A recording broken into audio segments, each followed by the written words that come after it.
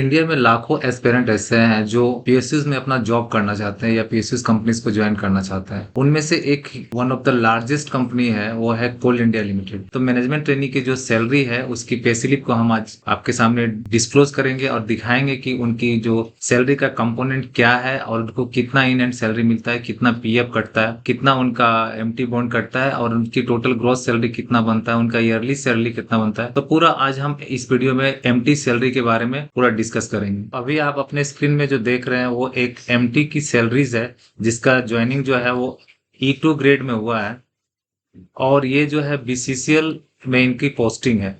जुलाई 2025 की सैलरी में दिखा रहा हूँ, बिल्कुल लेटेस्ट सैलरी है, जस्ट एक महीना पहले की सैलरी है।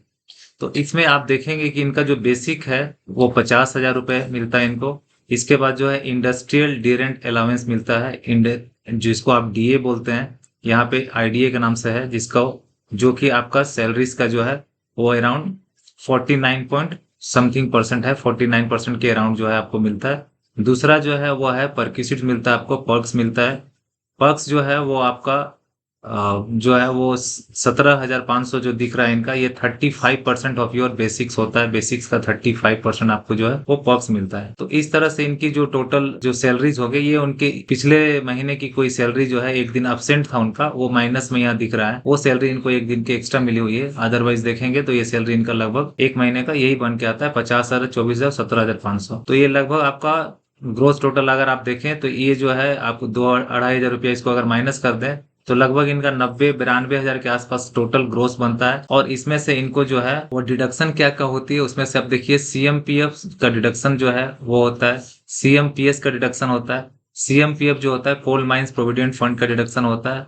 इसके बाद कोल माइंस पेंशन का स्कीम का डिडक्शन होता है, ठीक है। ये 7% होता है बेसिक्स और डीए का, और ये आपका होता है 12% ऑफ बेसिक और डीए। इसके बाद जो है बॉन्ड का जो पैसा है वो आपको काटा जाता है, 5,000 रुपए आपको बॉन्ड की अमाउंट कट जाती है। इसके बाद यहाँ पे जो क्लब चलते हैं, ऑफिसर्स क्लब होते हैं, उसका जो है 500 रुपए आपका डिडक्शन होता है। इसके बाद हमारा एक एसोसिएशन है जो कोल एग्जीक्यूटिव्स की एसोसिएशन है, कोल माइंस ऑफिसर एसोसिएशन, और उसमें आपको 100 रुपए जो है वो कट रहे हैं। इसके बाद इन्होंने अपना कोऑपरेटिव से शायद लोन ले रखा होगा, तो इसलिए इनका कोऑपरेटिव का डिडक्शन का जो है वो लोन भी इनको कोऑपरेटिव का दिख रहा है। उसके बाद आपकी प्रोफेशनल टैक्स वगैरह का डिडक्शन होती है जो कि सिलेक्ट वाइज होती है। तो आप देखेंगे तो इस हिसाब से इनकी जो सैलरी जो अभी बन रही है वो 59 जो है वो नेट पे बन रहा है, जबकि 15,500 इनका अगर लोन अगर ये नहीं लिए होते तो इसको ऐड कर देंगे तो ये अराउंड आपका आ जाएगा 25,000 या 75-76 की रेंज में जो है आपका इन हैंड सैलरी जो है वो आपका रहेगा। और इसके बाद आप देखिए इनका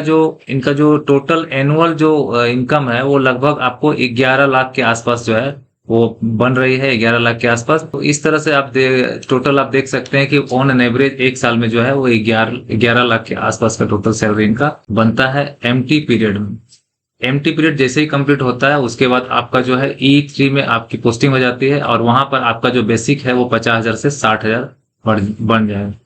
तो अगर आपको ये वीडियो इन्फॉर्मेटिव लगा और आपको लगता है कि मैं आप लोगों के लिए ऐसे ही इन्फॉर्मेटिव वीडियो लेकर आता रहूं, तो please do subscribe my channel और हिट द बेल आइकन।